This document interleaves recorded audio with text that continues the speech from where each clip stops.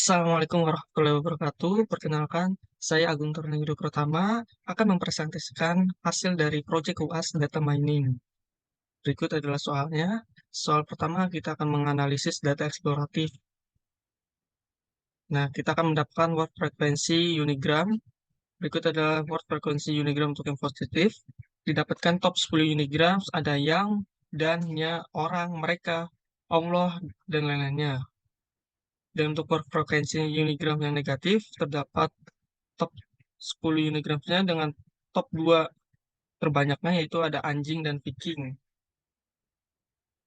Selanjutnya kita akan mendapatkan frekuensi bigram, dan ini untuk yang positifnya top 10 bigramsnya ada orang, yang, orang, orangnya, dan lain-lainnya. Dan untuk bigram yang negatifnya top 10 bigramsnya ada Viking, anjing menjadi top 1 tertingginya, anjing bersih dan lain-lainnya. Lalu kita akan mendapatkan word frekuensi trigramnya, didapatkan top 10 trigrams dengan orang-orang yang, Allah Subhanahu, firman, dan lain-lainnya. Dan untuk word frekuensi trigram negatifnya didapatkan top 10 trigramsnya, Viking, anjing persib bangsat Bandung, dan lain-lainnya. Nah, yang keempat adalah kita akan menampilkan dan menganalisis data menggunakan word cloud unigrams, bigrams, trigrams. Nah, ini adalah word cloud unigrams. Untuk yang positifnya dapat kita lihat dari label tersebut dapat ditarik kesimpulan bahwa pengguna internet memberikan nilai tinggi pada konten yang berkaitan dengan topik pembahasan. Selain itu, mereka juga menyoroti signifikansi memiliki nilai moral yang lebih baik, berbakti, menjalankan nilai-nilai keagamaan, dan berkolaborasi dengan sesama. Nah, untuk yang word cloud unigram negatif, label negatif menunjukkan adanya sentimen negatif terkait dengan dunia sepak bola di Indonesia. Dalam konteks ini terlihat banyak sekali komentar kasar dan kata-kata tidak pantas yang ditujukan kepada komunitas pendukung klub asal Bandung, yaitu Persib. Dan selanjutnya ada word cloud bigram. Untuk yang positifnya, secara keseluruhan, word cloud mencerminkan bahwa tema utama dalam label melibatkan perasaan dan perilaku yang berhubungan manusia dengan Allah, serta interaksi positif antara sesama manusia. Selain itu, terdapat pula fokus pada topik kesuksesan tim sepak bola dan pujian yang ditujukan kepada Rasulullah. Untuk yang bigram negatifnya, cacian dan makian semakin terfokus pada subjek tertentu dan label yang muncul tetap mirip dengan word cloud unigram negatif sebelumnya. Subjek yang menjadi fokus adalah pendukung salah satu klub sepak bola di Indonesia. Selanjutnya didapatkan word cloud telegram. Untuk yang positifnya, dari label tersebut, terdapat sejumlah pujian, sholawat, dan hadis yang erat kaitannya dengan agama Islam. Selain itu, muncul sentimen positif yang berupa pujian kepada seseorang dan ucapan selamat. Untuk yang trigram negatifnya, kata makian ini semakin jelas terwakili dalam setiap trigram pada word cloud tersebut. Hal ini juga menunjukkan bahwa label-label negatif tersebut ditujukan kepada subjek yang relatif serupa. Selanjutnya ada soal pre-processing. Kita pertama akan melakukan cleaning data, yaitu kata-kata yang slang, stop word, dan lain-lainnya. Nah, pertama kita akan melakukan fungsi cleaning text, mengambil 2 parameter, dan mungkin data frame dan sentimen boolean. Kita akan membuka file slang yang berisi kata-kata slang dan membuatnya ke dalam kamus slang. Lalu kita akan memuat stop words, lematizer, dan tokenizer berdasarkan bahasa dan sentimen menggunakan fungsi tm load stop word. Kita akan membuka file yang berisi kata-kata slang, membaca baris, dan membuat kamus slangs. Kita akan menggunakan fungsi tpdm.pandas untuk mengaktifkan metode progress apple pada data frame pandas dan mengubah kolom teks dalam data input menjadi huruf kecil, menghapus baris di mana kolom teks mengandung strings unavailable. Lalu kita akan ngeprint cleaning data test is processing. Lalu kita akan mengaplikasikan fungsi pembersihan tm clean text ke kolom teks menggunakan berbagai parameter yang ditentukan. Lalu kita akan print cleaning process is done. Kita print lagi handling negative is processing. Lalu kita akan mengaplikasikan fungsi tm.handling negation. Lalu kita print lagi handling negation is done. Lalu kita akan menghapus baris di mana kolom clean underscore text tidak tersedia.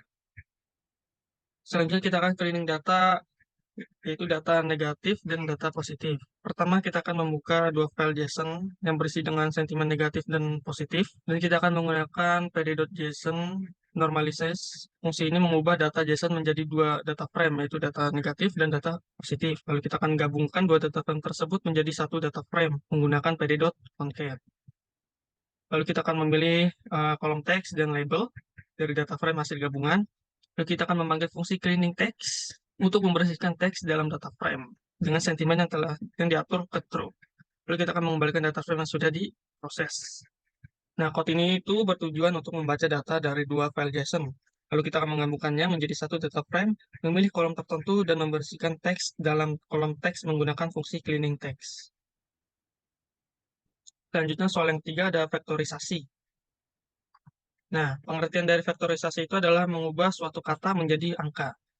Nah, lalu ada pengertian dari TF-IDF. TF-IDF itu adalah cara untuk menentukan seberapa penting suatu kata dalam satu dokumen dibandingkan dengan kumpulan dokumen lainnya. Jika suatu kata sering muncul dalam satu dokumen tetapi tidak terlalu umum di dokumen lain, maka kata tersebut dianggap penting untuk dokumen tersebut. Sebaliknya, jika kata itu muncul banyak di semua dokumen, mungkin tidak terlalu spesifik atau penting.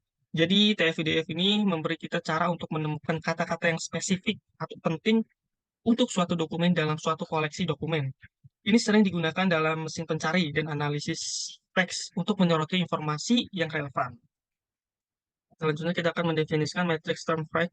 Kita akan menggunakan TF-IDF Factorizer untuk mengetahui peluang suatu kata yang muncul dalam dokumen dengan menggunakan parameter max dan min. Nah, parameter max ini digunakan untuk mengontrol kata-kata yang akan dianggap sebagai stop words atau kata-kata yang tidak relevan berdasarkan frekuensinya di seluruh dokumen dalam korpus. Nah, nilai parameter max underscore df sama dengan 0,9 ini maksudnya adalah kata-kata yang muncul di lebih dari 90% dari seluruh dokumen akan dianggap tidak relevan dan diabaikan dalam pembuatan matriks TF-IDF. Lalu untuk yang min underscore df sama dengan 2 akan mengabaikan kata-kata yang muncul di kurang dari 2 dokumen. Lalu kita akan menggunakan metode fit transform pada Factorizer untuk mengubah data teks menjadi matriks term frequency inverse document frequency atau TF-IDF.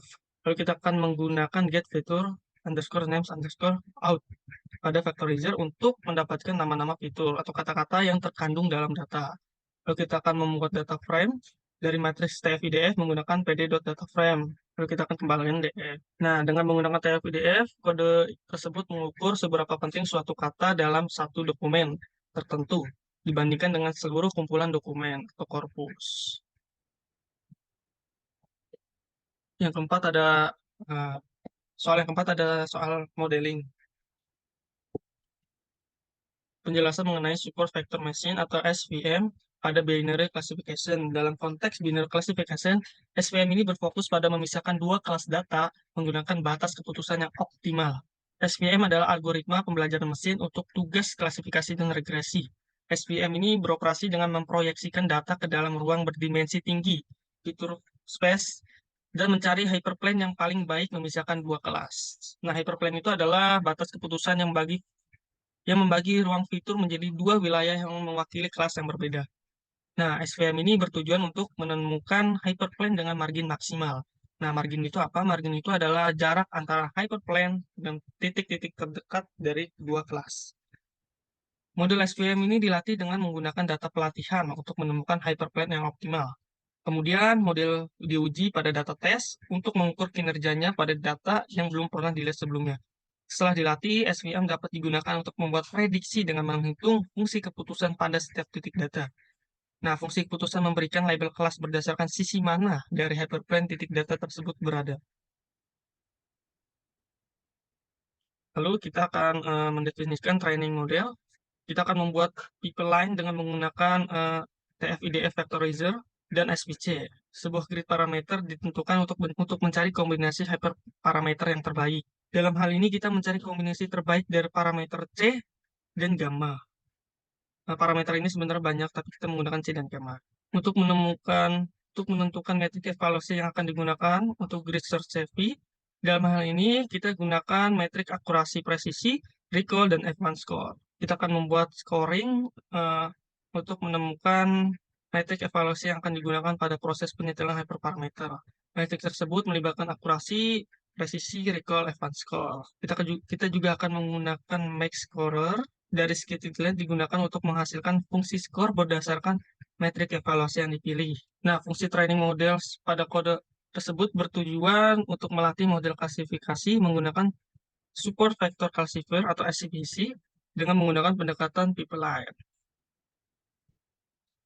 Selanjutnya ada metode feature engineering menggunakan pendekatan multi-word expression atau MWE. Lalu kita akan mendefinisikan handling negation. Pertama, kita akan menggunakan ekspresi reguler atau array.compile untuk mencari pasangan kata negasi seperti tidak, kurang, bukan, dan lain-lainnya, dan kata yang mengikuti di dalam teks. Lalu kita akan menggunakan pindal untuk menemukan kata-kata negasi yang berpasangan dengan kata-kata lain dalam teks. Hasilnya akan disimpan di variabel match. Lalu kita akan mengubah match menjadi himpunan atau set untuk menghilangkan duplikasi. Lalu kita kembalikan menjadi list. Lalu kita akan melakukan iterasi melalui setiap kata negasi. Jika pasangan kata negasi ditemukan dalam teks, maka dilakukan pergantian dalam menambahkan awalan neg, negx ke kata yang berpasangan. Misalnya, tidak suka menjadi tidak naik suka. Lalu kita akan menggunakan loop for untuk iterasi melalui setiap kata negasi dan melakukan pergantian dalam teks menggunakan replace. Nah, metode feature engineering ini adalah proses membuat dan memodifikasi fitur-fitur dari data mentah agar sesuai dengan kebutuhan model atau tugas analisis yang ingin dilakukan. Tujuannya untuk meningkatkan kinerja model dan meningkatkan kemampuan model untuk menangkap pola-pola yang penting dalam data. Kalau untuk multi-word expression, adalah gabungan kata-kata yang memiliki makna khusus ketika digunakan bersama-sama. Nah, dalam konteks ini, kegunaannya untuk mengidentifikasi pola negasi dalam teks dan menggantinya dengan token spesifik. Nah, jadi fitur engineering dengan pendekatan multi-word expression adalah cara untuk membuat fitur baru dari rangkaian kata yang memiliki arti khusus atau idiomatik. Nah, misalnya kita bisa menggunakan ekspresi seperti pukul setengah mati yang secara harfiah tidak dapat dipahami, tetapi memiliki makna khusus. Nah, lalu melakukan vektorisasi menggunakan TF-IDF dan menjelaskan hasil dari TF-IDF-nya. Berikut adalah hasil dari TF-IDF-nya. Lalu ada grid search cross validation. Kita akan membuat objek grid search CV dengan menggunakan model pipeline. Lalu kita akan menggunakan return trend score untuk mengembalikan skor pelatihan untuk setiap kombinasi hyperparameter. Lalu kita akan menampilkan pesan bahwa proses penelitian model telah selesai atau print trend model is done. Kita akan membuat data frame matrix score. Kita akan membuat data frame matrix score on each fault yang berisi skor hasil skor validation untuk setiap fault dan parameter hyperparameternya.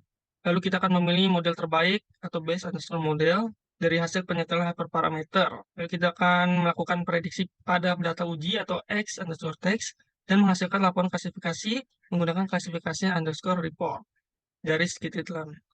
Lalu kita akan simpan model menggunakan pickle dump. Lalu kita akan menyimpan TF-IDF vectorizer sebagai teknologi ke dalam file menggunakan pickle dump. Lalu kita akan menampilkan pesan bahwa model dan file telah disimpan. Nah, berikut adalah hasil dari grid search cross validation. Nah, setelah menjalankan grid search CF tersebut, parameter terbaik yang ditemukan untuk model SVC adalah C sama dengan 100 dan gamanya sama dengan 0,1.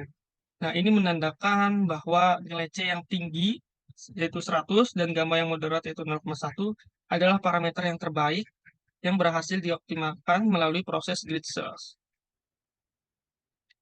Lalu ada hasil dari box plot validation.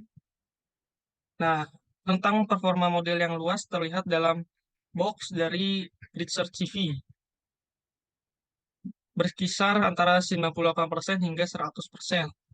Variabilitas yang signifikan ini menunjukkan bahwa ada variasi yang besar dalam kinerja model ketika berbagai parameter diuji. Nah, meskipun demikian, sebagian besar percobaan menunjukkan tingkat performa yang sangat tinggi, menunjukkan bahwa akurasi model relatif konsisten. Nah, untuk metrik evaluasinya didapatkan seperti ini. Matriks evaluasi yang menampilkan precision, recall, advanced score, dan akurasi sebesar 1 untuk kedua kelas positif dan negatif dalam model SVM adalah hasil yang luar biasa. Nah, hal ini menandakan bahwa model memiliki kemampuan yang sangat tinggi dalam mengklasifikasikan data dengan akurat, baik untuk kelas positif maupun negatif. Namun, kehati-hatian perlu dilakukan terkait interpretasi sempurna ini. Nah, kinerja yang sangat tinggi, terutama saat mencapai keakuratan maksimum, bisa menimbulkan kecurigaan akan overfitting, di mana model mungkin terlalu menyesuaikan diri dengan data pelatihan sehingga tidak mampu umum untuk tidak mampu untuk data yang belum pernah dilihat sebelumnya. Oleh karena itu, penting untuk menguji model pada dataset yang tidak terlibat dalam proses pelatihan guna memastikan bahwa performa yang sangat baik juga dapat diterapkan pada data baru dengan keandalan yang sama tingginya. Selanjutnya ada ilustrasi proses model implementasi menggunakan API dari model yang terbentuk. Yang pertama, kita run kode Python yang ada di file apps.py di folder code. Nanti akan dihasilkan hasil seperti ini. Kita membutuhkan HTTP-nya, kode HTTP-nya. Lalu kita copy paste di kode ini, kita buka browser kita atau Chrome kita, kemudian kita copy paste dan kita tambahkan garis miring docs-nya. Lalu setelah itu, jika sudah terbuka, maka kita klik authorize-nya yang ada di sebelah kiri atas, sebelah kanan atas, kemudian masukkan key API yang ada di folder env ke dalam kolom value seperti di bawah ini. Kita copy paste UAS data meaning XYZ-nya, kita masukkan ke kolom value-nya. Setelah itu, kita klik post yang berwarna hijau, kemudian isi user IP string dan end user string dengan nama kalian, dan isi return state dengan ABC, bisa bebas ini, kemudian isi teks dengan kalimat yang ingin dicari, label sentimennya. Di sini saya isi user IP-nya saya, nama saya, dan uh, teksnya dengan saya capek sekali, asu. Setelah itu, kita klik execute-nya, dan akan terlihat hasil analisis sentimennya. Nah, di sini dengan contoh kalimat saya capek sekali, asu, hasilnya itu negatif. Dengan skor negatifnya mencapai 74,852 sekian. Dan skor confidence-nya mencapai 74,853, yaitu tingkat kepercayaan atau keyakinan dari model terhadap prediksinya. Lalu kelebihan dari model yang telah kita dapatkan sebelumnya, yaitu yang pertama adalah presisi, recall, dan advance score-nya yang sangat tinggi. Nah, model berhasil mencapai tingkat presisi, recall, dan advance score yang optimal untuk kedua kelas positif dan negatif pada pengujian data. Hal ini menunjukkan bahwa model mampu secara efisien mengklasifikasikan tweet ke dalam sentimen positif dan negatif. Lalu ada akurasi yang sempurna. Dengan mencapai akurasi 100% pada pengujian data, model menunjukkan kemampuannya dalam membuat prediksi yang tepat untuk semua intents. Hal ini menjadi indikator yang kuat terhadap keefektifan model. Selanjutnya ada konsistensi antar kelas. Nah, kedua kelas, baik positif maupun negatif, menunjukkan metrik kinerja yang identik dan optimal. Ini mengidentifikasikan bahwa model seimbang dan tidak memihak terhadap kelas tertentu. Lalu kekurangan dari modelnya yaitu pertama ada kemungkinan overfitting. Karena keberhasilan model dalam mencapai skor sempurna pada pengujian data menimbulkan kekhawatiran terkait potensi overfitting terhadap data latihan. Nah, evaluasi lanjutan diperlukan untuk menilai kemampuan generalisasi model pada data baru dan belum terlihat, sehingga kinerjanya tetap optimal di dunia nyata. Evaluasi pada kelas tidak seimbang. Jika data saya tidak seimbang dengan jumlah instan yang signifikan lebih tinggi di satu kelas, jika dibandingkan dengan kelas lainnya, maka perlu dipertimbangkan penggunaan metrik evaluasi tambahan seperti kurva precision recall atau error out. Hal ini bertujuan memberikan penilaian yang lebih komprehensif terhadap performa model. Selanjutnya ada ketergantungan pada kualitas data latih. Keberhasilan model sangat bergantung pada kualitas dan representativitas data latih. Jika data latih tidak mencerminkan keragaman sentimen dalam dunia nyata, model mungkin mengalami kesulitan dalam menangani variasi yang belum terlihat.